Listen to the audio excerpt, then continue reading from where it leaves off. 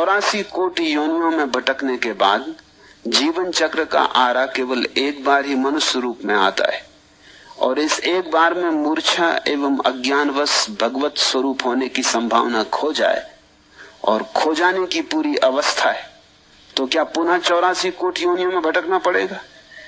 84 कोटि योनियों का अभिप्राय कृपा करके समझाइए और हमें भय से मुक्त करिए। भय से मुक्त मैं तुम्हें नहीं कर सकता, तुम ही कर सकते हो।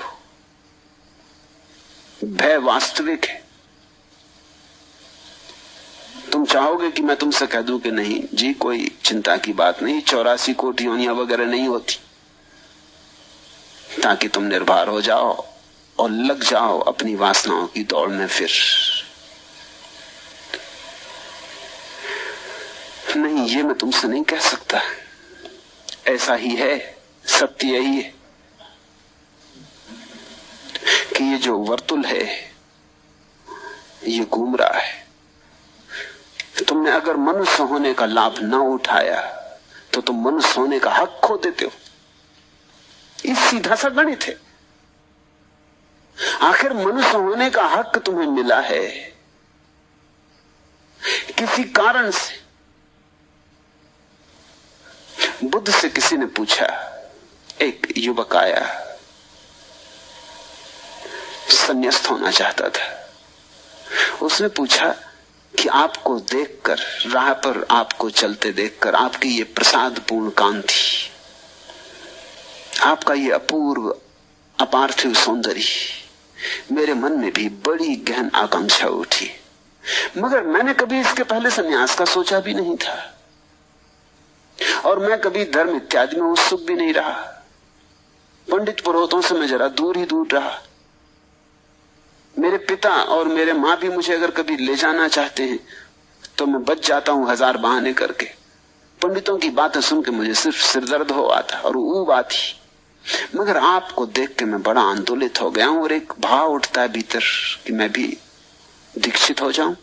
मगर ये मेरी समझ में नहीं आता कि अनायास, पीछे कोई सिलसिला नहीं है, कोई श्रृंखला नहीं है, अनायास इतनी बड़ी बात होने की मेरे मन में कैसे कामना आ गई। बुद्ध ने आंख बंद की और उसे कहा, युवक तुझे पता नहीं, तू पिछले जन्म में हाथी था, जंगल में आग लग गई थी और तू भागा जा रहा था, सारे पशु पक्षी भागे जा रहे थे, थका माना तू एक वृक्ष के नीचे थोड़ी देर विश्राम करने को खड़ा हो गया।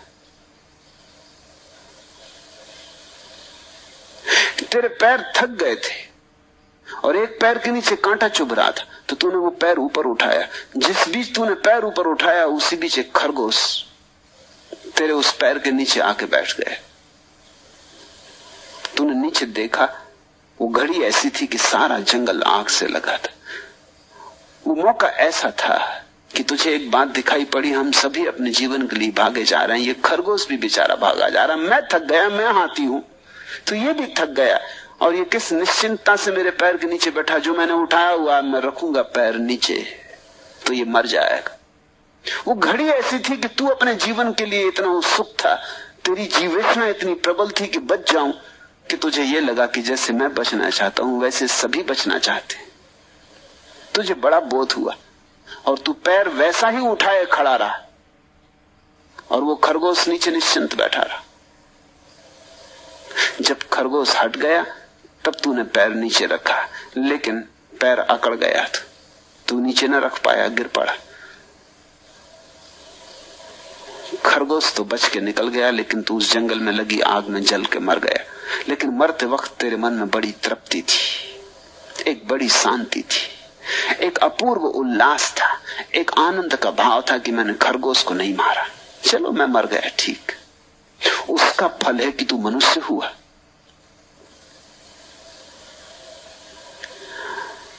बुद्ध ने कहा, तूने वो जो करुणा दिखाई, उस करुणा के कारण तू मनुष्य हुआ। उसी करुणा के कारण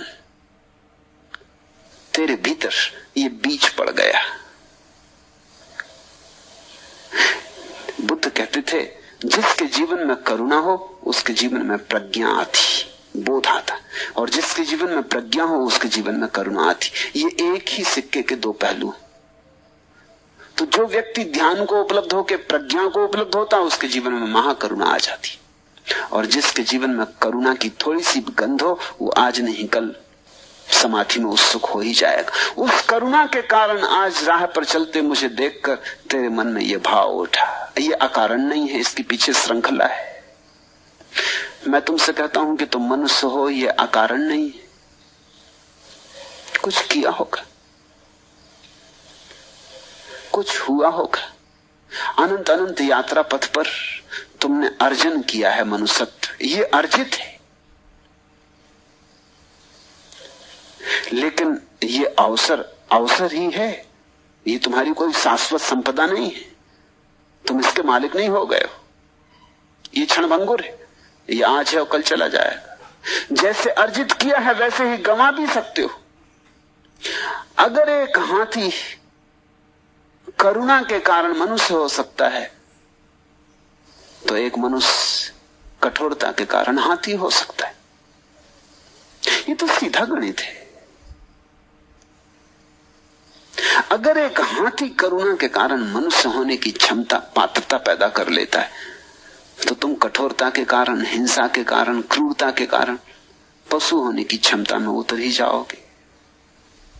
जाओगे कहां? और वर्तुल घूम जाएगा, चाक घूम गया, आरा नीचे जाने लगा।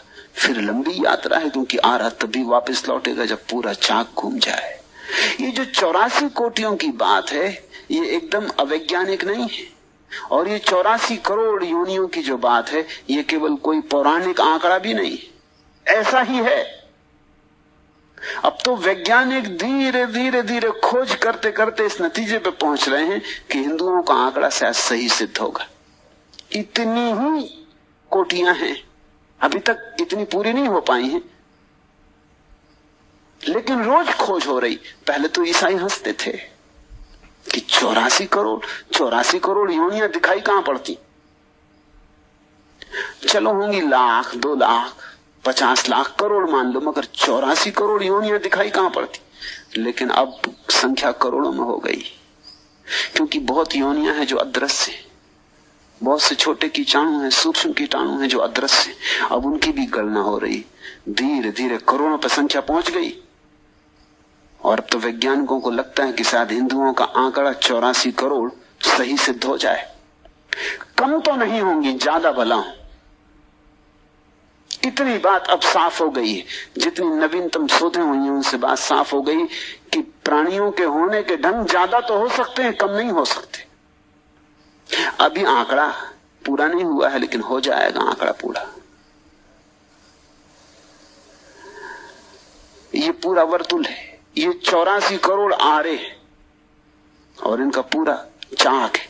ये चाक पूरा घूमता है। एक बार तो मनुष्य होने के आरे पर ऊपर आए, शिखर बने। मनुष्य शिखर है। अगर वहां से छलांग लगा ली तो लगा ली, क्योंकि वहां थोड़ा बोध है, बहुत थोड़ा। मनुष्य होने में ही इतना थोड़ा बोध है कि यहां से भी चूक जाते हो तो फिर और हाथी, घोड़े, कुत्ते होने में तो फिर बोध और खो जाएगा। फिर वहां से तो चूकना निश्चित ही है। तो मैं तुम्हें भय से मुक्त नहीं कर सकता, तुम ही भय से मुक्त कर सकते हो। मत चूको, भय खत्म हुआ। भय का उपयोग कर लो। इसको भय क्यों समझो, इसको सत्य समझो। ऐसा ही समझो कि तुम जा रहे एक रास्ते पर, मैं तुमसे कहता हूं बाएं तरफ एक गड्ढा है, तुम कहते हो मार डाला। अब हम क्या करें? हमें भय से मुक्त करिए, कहिए कि गड्ढा नहीं। मैं तो कह दूं कि गड्ढा नहीं, लेकिन इससे गड्ढा सुनेगा नहीं, गड्ढा मिटेगा नहीं। मेरे कहने से खतरा बढ़ जाएगा। मैं कह दूं कि गड्ढा नहीं है, जाओ बेटा, मजे से जाओ, गीत गाते हुए जाओ, फिल्मी धुन गाना, कोई गड्ढा वगैरह नहीं है, तो तुम्हें डराने के लिए कहा था। अब तुम जरूर गिरोगे। गड्ढा है, दोनों तरफ है, रास्ता सकरा है, रस्सी की तरह पतला है। जैसे रस्सी पे चलते नट को देखा ना, अब गिरा तब गिरा। ऐसा ही जीवन है। खतरा यहां है ही, इसको भय मत समझो। ये सच्चाई है, इस सच्चाई का उपयोग कर लो, इस सच्चाई के ऊपर उठ जाओ। इस मनुष्य जीवन के अवसर को खो मत। अजहूं चेत गंवार, अब भी जागो। ये अवसर बड़ा बहुमूल्य है। तुम जैसे गंवा रहे हो, इसीलिए बेचारे पलटू दास को कहना पड़ता है गंवार। जैसे तुम गंवा रहे हो, जो गंवाए सो गंवार। तुम किस चीज में लगा रहे ये अवसर को? कोई स्त्री के पीछे दौड़ रहा, कोई पुरुष के पीछे दौड़ रहा, कोई धन के पीछे, कोई पद के पीछे। लेकिन यही तो तुम जन्मों जन्मों में, कोटियों कोटियों में, अलग अलग योनियों में करते रहे। वहां भी यही सब चलता है।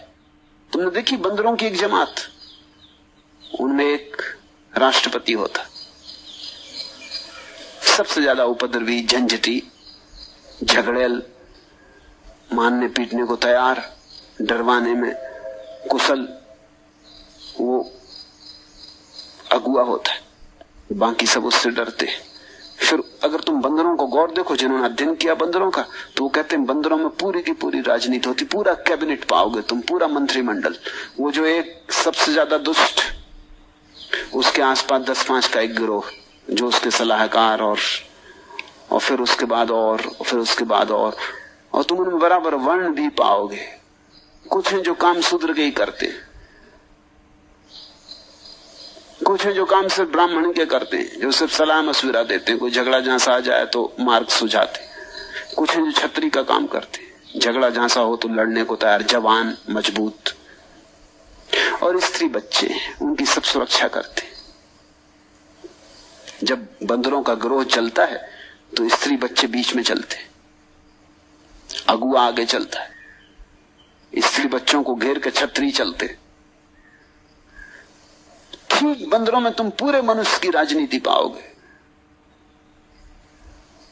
तुम नई दिल्ली के सब रंग ढंग बंदरों में पा सकते हो। तो पार्लियामेंट में अगर थोड़े बंदरपन हो जाता तो बहुत चिंता मत किया करे, वो होने ही वाला है। अगर मारा धापी हो जाती है, खींचतान हो जाती है, एक दूसरे को धक्कम धुक्की हो जाती है, वो होने ही वाली। राजनीतिक से इससे ज्यादा की आशा की भी नहीं जा सकती। राजनीति है ही वही जंगलीपन, वही जानवर की वृत्ति। कैसे दूसरे का मालिक हो जाऊं? जब तक तुम दूसरे के मालिक होना चाहते हो तब तक तुम पशु वृत्ति से जी रहे हो। जिस दिन तुम अपने मालिक होना चाहते हो उस दिन तुम सच में मनुष्य हुए। स्वयं की मालकियत की खोज धर्म, दूसरे की मालकियत की खोज राजनीति। फिर धन इकट्ठा कर रहे हो तो धन भी इकट्ठा करके क्या होगा? सब पड़ा रह जाएगा, सब ठाट पड़ा रह जाएगा। जब बांध चलेगा बंजारा तो तुम अवसर खो रहे हो।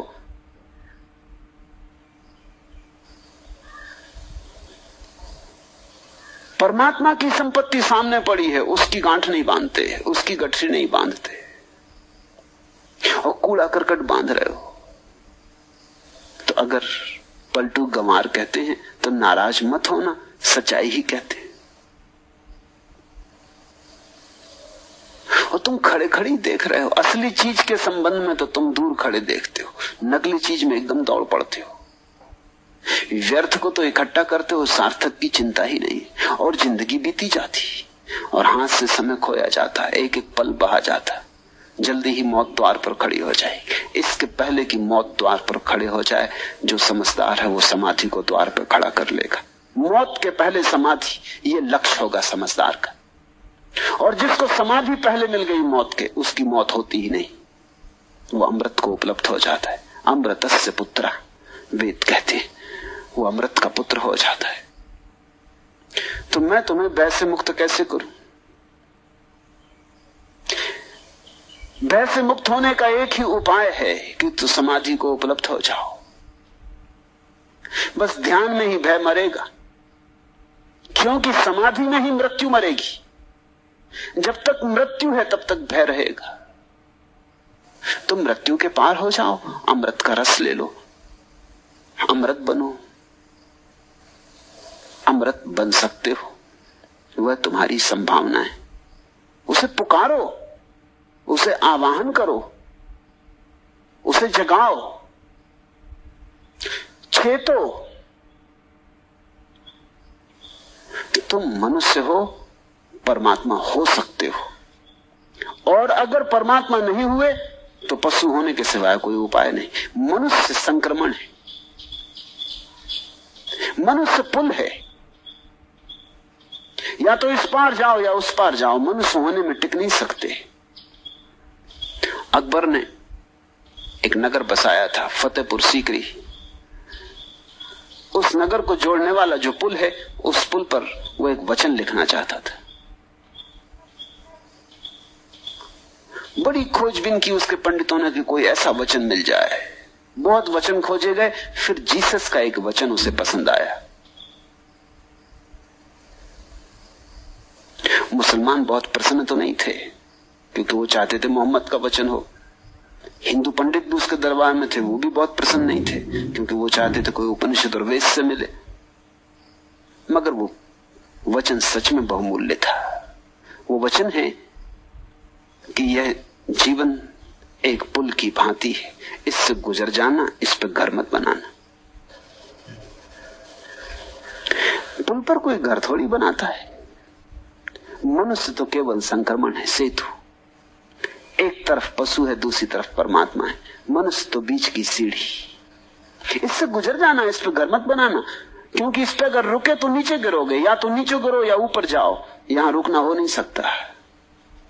इतना ही मतलब है इस बात का कि 84 कोटि योनियों में भटकना पड़ेगा। ठीक ही किया है संतों ने कि तुम्हें साफ साफ कह दिया, गड्ढे हैं और गिर के लौटना आसान नहीं होता। क्योंकि जब आसान हो सकता था तब आसान नहीं हुआ, बोध था तब आसान नहीं हुआ। गड्ढे में गिर गए फिर तो अबोध हो जाओगे, फिर तो बहुत मुश्किल हो जाएगा। फिर तो प्रकृति की प्रक्रिया से ही घूमते घूमते लंबी यात्रा के बाद शायद दोबारा कभी आओ अनंत काल में। अभी बागडोर हाथ में ली जा सकती थी, अभी ना ली। पशुओं के हाथ में अपनी बागडोर नहीं है, मनुष्य के हाथ में अपनी बागडोर है। भय से मुक्त होने का एक ही उपाय है कि तुम इस भय का उपयोग कर लो, इसको सृजनात्मक उपयोग कर लो। समाधि को बुला लो, समाधान हो जाएगा, सब समस्या मिट जाएंगी। भक्ति हो, प्रार्थना हो कि ध्यान हो, किसी भी मार्ग से उस चित्त दशा को खोज लो। गिरे हमारा शून्य में, अनहद में विश्राम।